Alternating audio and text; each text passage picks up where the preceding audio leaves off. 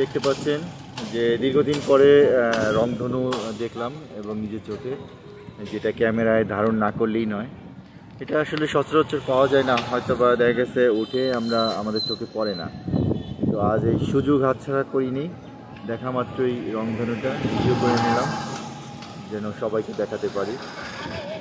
এখন আমরা রয়েছি মাদারীপুর জেলার শিবচর উপজেলার কুতুবপুর ইউনিয়নের যে কুতুবপুর বাজার সংলগ্ন যে ব্রিজের উপরেই আমরা রয়েছি, সেখান থেকেই আমরা ধারণ করলাম। আগের মানুষ না, এবারে দেখছো তো।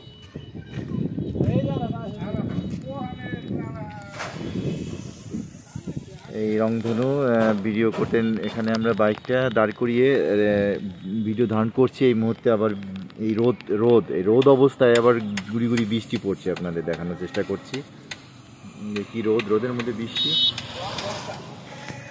আস্তে আস্তে বিলীন হয়ে যাচ্ছে, অতটা বোঝা যাচ্ছে না। বৃষ্টি একদিকে, বৃষ্টি রোদের মধ্যে আবার এই যে রংধনু আস্তে আস্তে পৌঁছে যাচ্ছে। আমরা আর কিছুক্ষণের মধ্যে হয়তো বা থাকবে না।